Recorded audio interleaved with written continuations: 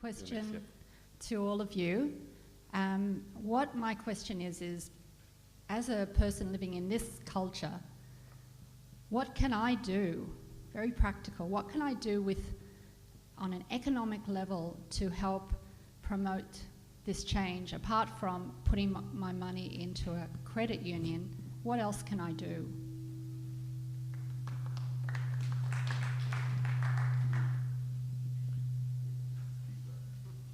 I don't think that's our aura, I think that's a sound issue. Well, sound people, we're getting a lot of feedback. Are you there, sound people? Whoa. Forget about the microphone. Yeah. So I would say set out a really modest goal. Set out a 5% change in your purchasing pattern each year.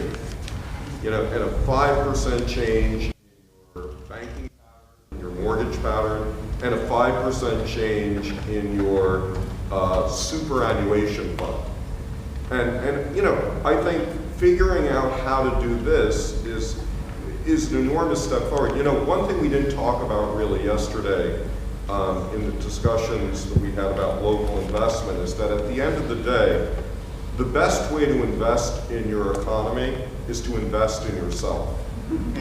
Get off of credit cards, get off of, if you can own your house or your unit of housing, if you can pay down your mortgage faster, if you think about, rather than throwing money into some other long-distance investment, invest in a garden, invest in a greenhouse, invest in energy efficiency in your house. There's a lot of things that you can do that have much better payoffs than you are going to get on Wall Street and the equivalent in Australia.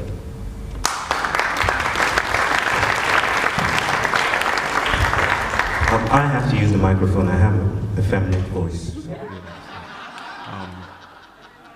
I think Michael has done a great job in establishing exactly how you could, on personal level, on an economic level, things you could do to, make the changes that you would like to see. But on a personal, maybe shall I call it, at the risk of sounding conventional, psychological level, I would say that for me, it's all about regaining and finding again your vulnerability. I think what connects us to each other is the idea that we need each other. We need each other at this time more than ever before. And what builds community is the fact that I'm not complete. I need you to survive. I need you to be who I am. And so we need to reclaim that story much more than the practices and the technological aspects of coming together. We need to regain that story that I do really need you to survive. Most of the problems that are around the world right now have to do with the fact that I'm independent. I can do without you. All I need to do is just go chase this program of social ascension and everything is all right with me. But basically, that's a fallacy. That's an illusion that we need to step out of. I need you as much as you need me. And from there, from that story onward, things start to get better, I think.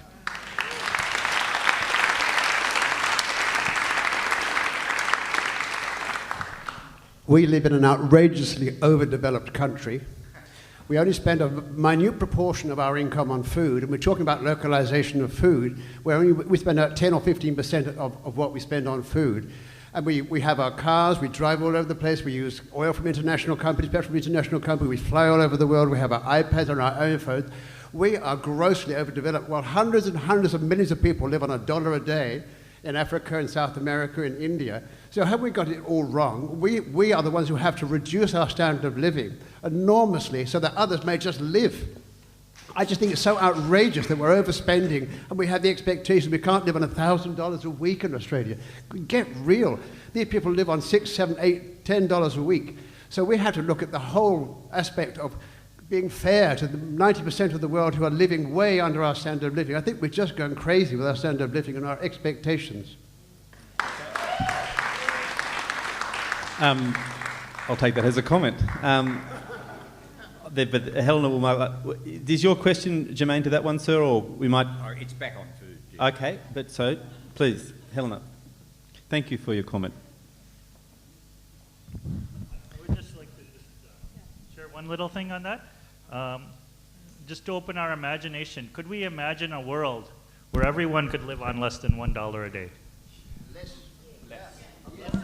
Can we imagine that kind of world? But I think also it's incredibly important here. You see, this I think was part also when you were talking about the poor here in Australia and the poor in America. Within the industrialized world, we have been urbanized and pulled away from the land, the water, the resources that could feed us, that could provide our clothing and our building materials. So in that urban poverty, it's almost impossible to survive without money. But what we're talking a lot about, and especially Manish, when he talks about the poor in India, he's talking about people who are still on the land. This is an incredibly important issue, because if we don't distinguish, we don't understand that there are a lot of people who can live like kings on $1 a day. I mean, in places like Ladakh and Bhutan and many parts of India, they are far better off than many people here who are earning $100 a day. And we really, our economic illiteracy, you know, in terms of understanding this system and how it operates, prevents us from seeing that, and therefore, often through our goodwill and our desire to help them, you know, with the project of fair trade and how can we bring more money to them, we actually pull them into dependence. That's partly what Vanda and I was talking about, that even many of the microcredit schemes have done that. They've pulled people into becoming consumer culture members, and it's been, you know, people would describe it as the creeping arms of capitalism, pulling people in, you know, through small debt, but nevertheless debt, to people who were not in debt before, who had some animals, who had some land, and were relatively self-sufficient, and most of them were not living like kings. I'm not saying that, but there are people who are living really well on $1 a day still. The number is going down very rapidly because of the development paradigm, because of the enormous amount of goodwill. A lot of people are doing this through total heartfelt goodwill, and they don't realize they're actually helping. Through commercializing and creating dependence on the global market, they're making them more vulnerable and more dependent. Now I realise thank you, Helena. I realise that there are people waiting, but I want to launch into another ignorant question.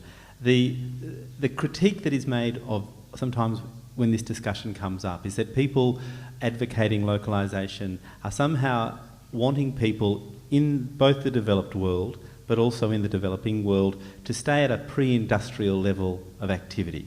That what the call is for is, and on the same hand there are people desperate to be connected, that one of the virtues to many people of the 21st century is global interconnectivity. You can communicate and get messages to and from everyone in the world. So there's this, for me, in my ignorance, there is this seemingly difficult irreconcilability.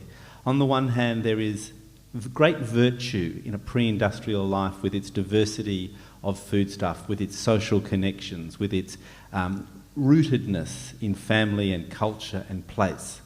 On the other hand, people don't want to be left behind in some pre-industrial backwater. Is that a contradiction that you think is not valid? And I'm very happy to hear that it isn't, or what do you make of that contradiction? If I could take that first. Your ignorant questions are really scary. I mean, I wonder if what a wise question would look like.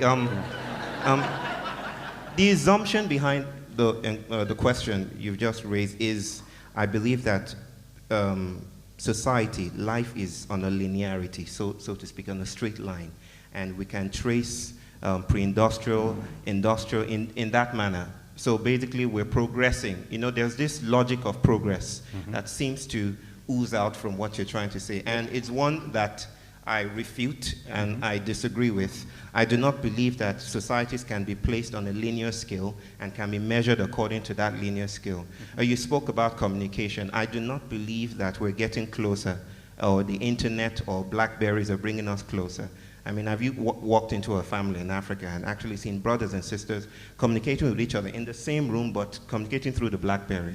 I mean, that's how bad we now think of communication. Are we actually getting closer in a globalized world? I would say no. I would say we're getting isolated, and we're needing each other much more and more. And out of that frantic space of fear and anxiety and isolation, we're reaching out with beautiful new technology, beautiful in quote, that, I don't know if you've heard of the new iPad. I think it has a new USB port, and that's the innovation behind it. Or, iPad 3, oh, look, I can now connect with you and see you in color. And basically, it seems we're frantically searching for how to connect with each other again. We do not know how to say hello again, so to speak. We've lost the beauty of hugging each other. We've lost. So it's the logic of progress that I think we have to refute.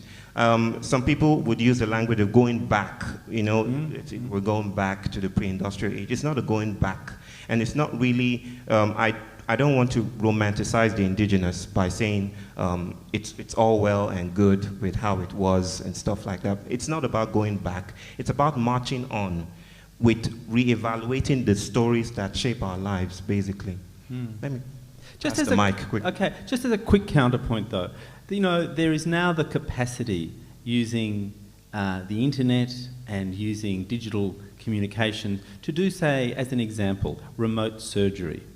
So someone living in a remote community who needs surgery can now achieve that with a doctor, and she or he may be literally thousands of miles away.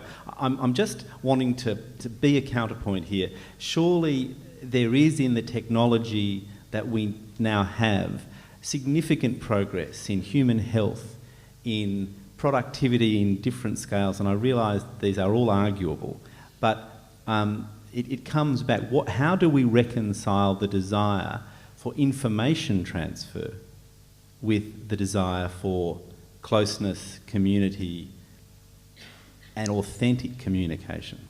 I think it's about having a heightened sensitivity to how these technologies actually play out with other systems that are colluding in shaping who we are as people. What I mean to say is this.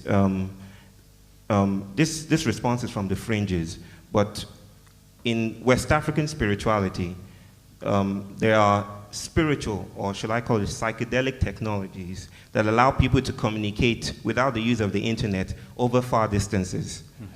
So it's like, it's treating the internet and all these information technologies as if they are the only way to communicate. You may not believe that, and I know it may sound incredulous to you, but the situation really is we cannot continue to treat these technologies as if they're the only way, sure.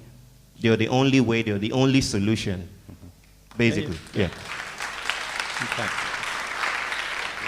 I'm very conscious of people waiting to ask questions, but please. I just quickly also want to say that what I'm seeing as a general trend is that those technologies are destroying and displacing the other technologies, including more human-scale technologies, and we're seeing a situation where medicine is becoming more and more expensive for the average person. Even in Sweden, you know, these high-tech approaches reduce the number of players. You have to go into the capital, the very best hospital, and it costs, often people are going into debt for a lifetime. That's certainly what's happening in New Delhi now as they go for the modern surgery and the modern medicine. We have to understand it's linked to the profit-making corporate side of things. Okay. There are other questions, but yep, Manish? Also, I think the localization movement is always pushing us to ask, what are the real costs behind that? Okay. So that's the thing. You know that there's one life which is very precious and valuable, but what is the entire structure that has to be created for that? How many other people's lives are being affected by the mining that's required for that structure, by the pollution that's being created out of that structure, by the hierarchies that are being created out, by the corporations that are created out of the structures? I think that's what we also have to, that's the black box that the localization movement is opening up. That's been hidden from us for the last 100 years. We need to open that now. Yep. Please. I'd just like to read out a question by my friend who follows the discussion somewhere upstairs. So let's take the position that this future we have envisaged for Australia and the world is possible and is coming. What steps do we need to take to ensure that the farming communities that are today subsidised by our taxes and supplying to, and supplying to Woolworths are tomorrow still supported and included in the vision we have for a new localised world? In that communication, was it directed to a particular person, or is it for the panel? I don't think so. Okay. Please. Well, I think if you, I know it was hard to hear all of Bill McKibben's talk, but there was one riff where he talked about a very hopeful statistic in the United States that farmers are making a comeback. It's not huge, but we've bottomed out on the curve. And now farming and the people who want to get into farming are increasing. And I think that can be a cornerstone for how we rebuild the food system. You know, and I want to add something that integrates on the previous conversation, and that is, to me, there's a fundamental principle of sustainability that ought to guide localization. So a lot of us are familiar with the Brundtland Commission formulation that sustainability is meeting the needs of the current generation without sacrificing the needs of future generations. And the problem I have with that definition is that it lacks any awareness of place or the inequities that occur that Manish was talking about, as one place profits at the expense of another. So I think another formulation might be, how can we meet all of the needs of the people of our community, present and future, without in any way impairing the ability of other communities to meet their needs, present and future? And with that formulation, I think one of the first places where we start to model sustainability and wealth building is in food and farming. And bringing the food system, bringing self-reliance in the food system, I think all of us understand at a visceral level that if you get food right, many of the other things fall into place. Mm-hmm. Mm. Many might have heard me say this many times, but I also have found that in working on promoting a new economic paradigm, that it's been rather difficult to get most economists interested in rethinking food and seeing it as the center of the economy, that the rest of the economy needs to be structured around it. Michael and Manish and some of the other economists here, Jimmy, Charles, are all exceptions to that. But we all know that the only thing that human beings produce, that every human being on the planet needs every single day, is food. It's the only thing we produce that we absolutely have to have every day. We don't produce the water, which is even more important. And just think about it when we have disruptions now in weather or with financial crises. You know, the thing that will happen and has happened in some communities is with those disruptions, the supermarkets are empty in about 3 days. So rebuilding that diversified, rich, and incredibly spiritually and psychologically joyful center of our communities and our lives, rebuilding the food economy is, the most important economic transition. And we have seen that when that really starts moving, the other things start following. Actually, if I can add one other thing, which is, and this is a little bit of economic speak, but one of the reasons why local food is spreading, not just in the industrialized North, but really throughout the world, is that food distribution systems, the global food distribution system, is incredibly inefficient. And as oil prices rise, it's going to become even more inefficient. Give you some numbers from the United States. When you bought $1 of foodstuff in the year 1900, basically 20 cents went to the farmer and the rest went to inputs and distribution. Today, it's 7 cents that goes to the farmer and 71 cents for distribution. And distribution includes transportation, packaging, refrigeration, retail markup, insurance, things that have nothing to do with food. Whenever you get to a situation where the distribution costs are very large and production costs are very small, it makes sense to localize. Because even really expensive food production, instead of 7 cents for the farmer, 14 cents, if you can get rid of most of that 71 cents of global garbage that we call distribution cost, you can have cheaper food and more income for farmers.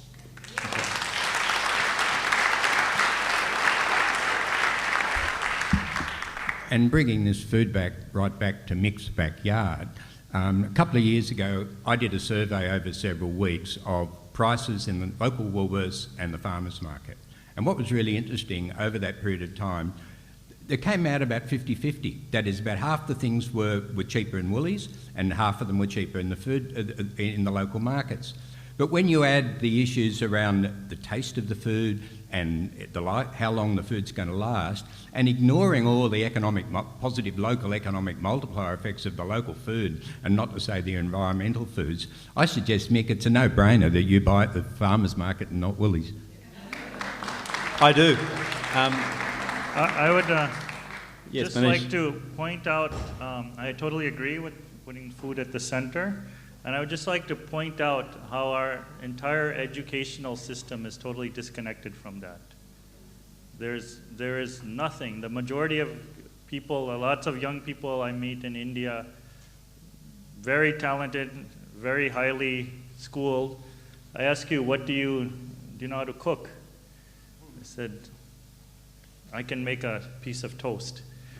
And very proudly, like, you spent the last 22 years of your life and you don't know how to even cook well or create something beautiful. You don't know anything about how to grow food. You don't know how to serve food. You don't know how to compost food.